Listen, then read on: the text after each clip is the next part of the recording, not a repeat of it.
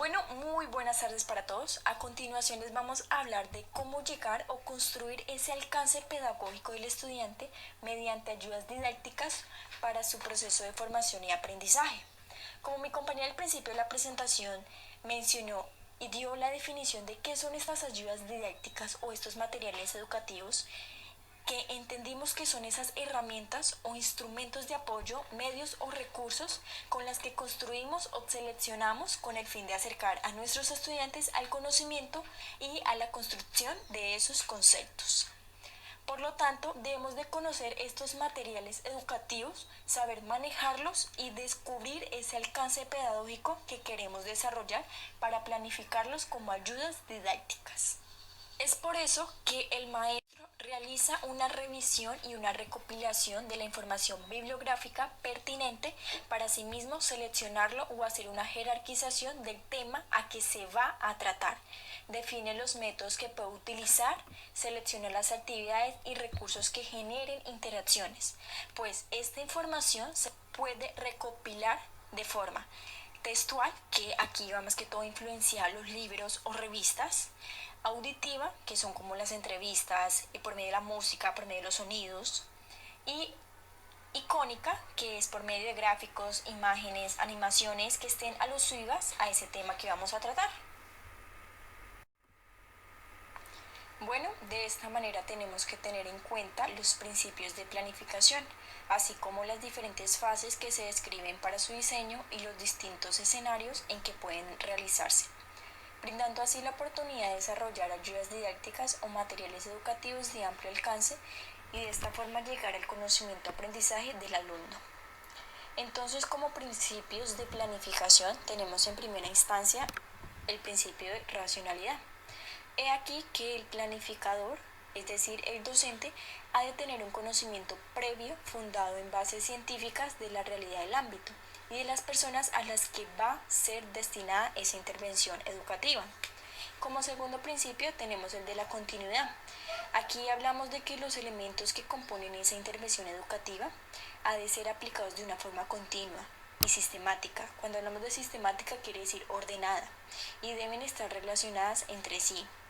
Cuando hablamos del principio de la univocidad, nos hacemos referencia a que la palabra univocidad es la cualidad o condición del unívoco. Y cuando hablamos de unívoco, hablamos de que es un lenguaje que tiene un único significado y una única interpretación.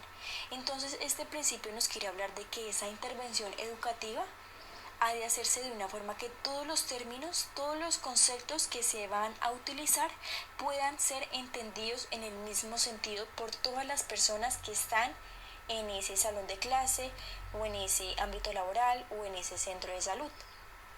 Como cuarto principio tenemos el de la flexibilidad.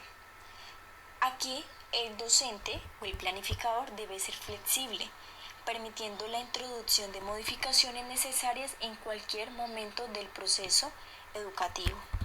El que es el principio de la variedad. Aquí la planificación en esta intervención educativa deberá ser creativo y original en la elaboración. Aquí es cuando él utiliza ese apoyo o esos medios o esos recursos de ayudas didácticas o ese material educativo para formar o llegar al conocimiento o ese alcance pedagógico necesario en la persona. Más adelante vamos a conocer cuáles son estos tipos de materiales educativos o ayudas didácticas que en la actualidad conocemos.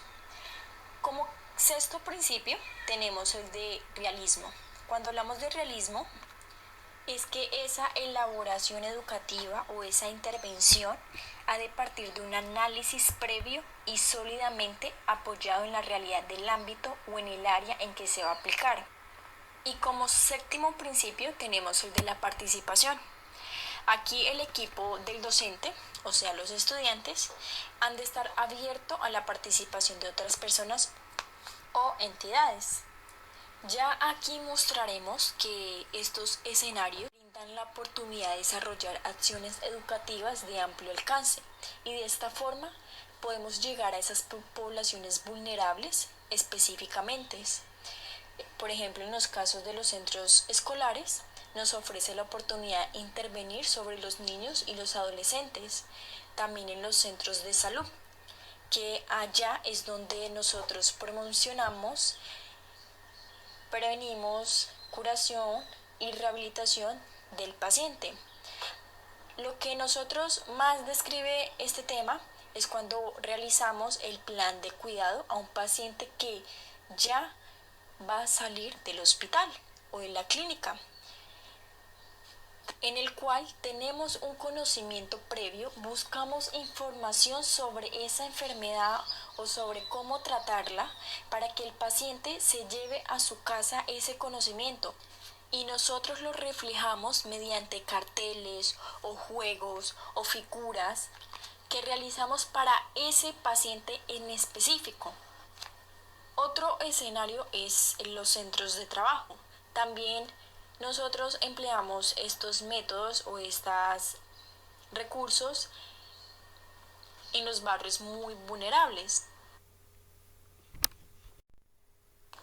Bueno, aquí ya por último tenemos estas ayudas didácticas o materiales educativos que se pueden organizar para apoyar los procesos de manera diferente, utilizándolos en algunos momentos como recursos que motivan al estudiante. También permiten la visualización de las explicaciones por parte del docente y favorece el diálogo entre los diferentes autores del proceso, que son los estudiantes. Entonces aquí encontraremos diferentes tipos de materiales educativos que se pueden utilizar en una situación de enseñanza y aprendizaje. Ellos se clasifican en dos grandes grupos. Tenemos los materiales convencionales, que estos son aquellos que tradicionalmente se utilizaban en el proceso de aprendizaje y enseñanza por parte del docente hacia los estudiantes. Tenemos que se utilizaban materiales impresos, como lo son los libros, las fotocopias, los periódicos, los documentos, los manuales, las revistas, los diccionarios, las enciclopedias, las guías de trabajo y entre muchos otros. Tenemos también a los materiales gráficos. Hablamos de los álbumes de fotografía, los mapas, los dibujos, los murales, las historietas de cómic, los carteles. Pues estos materiales gráficos nos ayudan a introducirnos en el mundo de la imagen y vivir una experiencia muy interesante acercándonos a un mundo en el que se mezcla lo virtual con lo real. Tenemos también los tableros didácticos, que estos son las pizarras que antiguamente se utilizaban, las pizarras también de imanes, la pizarra blanca, como las que tenemos en la universidad, los franelogramo o los tablones de anuncios. Estos eran los que nos ayudan a presentar nuestras ideas de una forma en que los alumnos se pudieran visualizar fácilmente. Tenemos los materiales manipulativos, que estos son el papel, las cartulinas, el papel seda, entre muchos otros materiales que nos ayudan a decorar estas ayudas didácticas. También tenemos los juegos, como son que antiguamente se utilizaba el dominó, los bloques lógicos, las formas geométricas, los juegos de mesa, los dados, el parqués, toda la clase de juegos que nosotros conocemos también se pueden utilizar como una ayuda didáctica. Y por último, en estos materiales convencionales tenemos los materiales de laboratorio, como son los tubos de vidrio, el microscópico, las balanzas, las básculas. Pues estos materiales de laboratorio pueden servir en el aula para realizar múltiples experimentos o determinar algunos microorganismos. Ya ahora tenemos los materiales audiovisuales, que son los que ahora en la actualidad se están utilizando constantemente. Tenemos los materiales electrónicos, que estos son como el proyector de los dispositivos, la pizarra digital, la tablet, el smartphone, el computador, el televisor, la cámara de video, la cámara de fotografías, la impresora, todos estos materiales electrónicos que nos ayudan a facilitar este aprendizaje. Y por último tenemos los servicios telemáticos. Estos los componen, por ejemplo, las páginas web, los correos electrónicos, los chats, los foros, las redes sociales, los programas donde realizamos presentaciones como es PowerPoint, Prezi, Word, Excel, programa de diseños de videos, diseño de fotos, diseños de audio. Todos estos servicios telemáticos son todos esos materiales audiovisuales que hoy en día nos ayuda a facilitar y a visualizar ese conocimiento más propio. Y ya aquí por último tenemos algunas conclusiones hechas por algunos investigadores de diferentes partes de Latinoamérica sobre los materiales educativos, en el cual están consignados en un libro editado por el primer convenio Andrés Bello, que aquí les resumí las conclusiones más importantes que estos autores latinoamericanos nos reflejan. Muchas gracias. Bueno, compañeros, a continuación vamos a ver un video acerca de la simulación clínica, ya que este es un método para un mejor aprendizaje para nosotros, específicamente los estudiantes del área de la salud.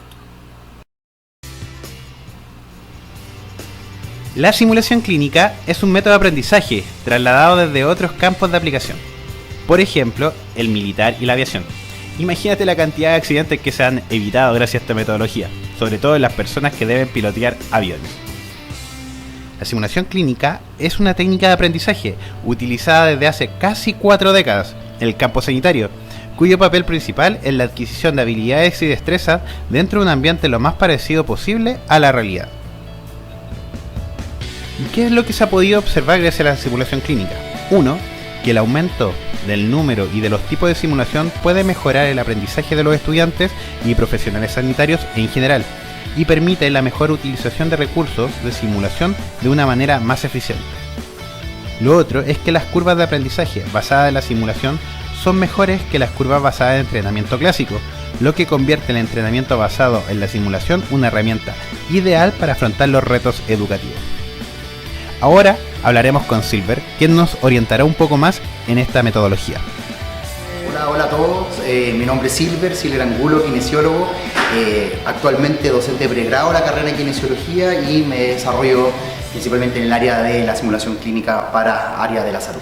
Silver, me gustaría saber un poco de qué se trata esta metodología, que cada vez está siendo más usada, sobre todo por las casas de estudio, y cuáles son las ventajas que tiene. Bueno, Ernesto, principalmente la metodología de la simulación clínica tiene fin de enfrentar al estudiante a una situación lo más real posible, cosa que pueda evidenciar, que pueda entender y por sobre todas las cosas pueda reflexionar y que el estudiante a la vez pueda ir vivenciando cómo es enfrentarse a un paciente real. ¿Ya? La idea de la simulación clínica es posicionar al estudiante en una situación a lo mejor lo más parecida a la realidad posible y así ver cómo reacciona, se entiende, reflexiona y por sobre todas las cosas aprende. Bien. Silver, nuestros estudiantes, bueno, para los que no lo saben, nosotros somos docentes del área de kinesiología. ¿Cómo nosotros deberíamos hacer que nuestros estudiantes enfrenten o empiecen a abordar esta nueva metodología de educación? ¿Cuál sería como un orden adecuado o si es que lo hay o no lo hay? Bueno, en general, Ernesto, la simulación clínica sí tiene parte, tiene etapas. Lo importante es que el estudiante las conozca antes de poder enfrentarse a un escenario ya sea de alta o baja fidelidad. Ya, en este caso, una de las cosas importantes a lo mejor a considerar es el hecho de salir de esta visión un poco dictatorial como era antes y la idea es un poco hacerlo con una visión más constructivista. ¿Ya? En este caso, el objetivo de la simulación clínica tiene el hecho de tomar las cosas que se están haciendo bien, a lo mejor las cosas que se pueden mejorar y verlas como una opción de mejora para poder empezar a aplicarlas en los escenarios de simulación clínica o, por qué no, ya cuando se tengan que enfrentar a un paciente real. ¿Ya? La idea es tener una visión constructivista de estos escenarios en un ambiente cómodo, de confianza, de confidencialidad, cosa que el estudiante se pueda analizar y pueda reflexionar en un ambiente seguro para él, en su proceso de aprendizaje, como para el usuario. Ya. Dentro de esta área también hay distintos tipos de simulación clínica. Silver, ¿cuáles son los tipos de simulación clínica? Cuéntanos un poquito. Mira, en general, Ernesto, los tipos de simulación clínica hay hartas clasificaciones o hartas divisiones. La más importante a lo mejor va en base a cuánto se parece a la realidad. ¿Ya? Entonces, en este caso, las simulaciones se dividen en una simulación de alta fidelidad o de baja fidelidad. ¿Ya? También va en base a el grado, la exigencia de los escenarios que se se crean. ¿Ya? Desde ese punto de vista vamos a tener escenarios donde se evalúan o donde se aplican técnicas más bien procedimentales, a otras un poco más complejas, a otras un poco más de alta tecnología, asociado principalmente a paciente crítico, paciente que tenga algún riesgo vital. Y esa es la razón por la cual encontramos escenarios como desde punción o toma de algún signo vital hasta escenarios más complejos como de paros cardiorrespiratorios, algún tipo de tracotomía, etc. Ya, Silver, entonces ahora, ¿cómo logramos que este aprendizaje se vuelva significativo para los estudiantes en general? Sí, en verdad, Ernesto, el aprendizaje se logra finalmente a través de un rol de facilitador que tiene el docente. Ya una de las cosas primordiales es que el docente que desarrolle actividades de simulación clínica tenga formación en esta área para poder ser un verdadero facilitador dentro del proceso de aprendizaje. Ya esta significancia que se logra en el aprendizaje va principalmente ligado al debriefing, ya, o a las etapas de reflexión, donde se le hace reflexionar, analizar y entender un poco la vivencia que se tiene dentro del escenario para con la simulación. Que el estudiante y con sus pares, no solamente desde la evaluación del docente, sino que la evaluación entre sus mismos compañeros, vayan construyendo este aprendizaje.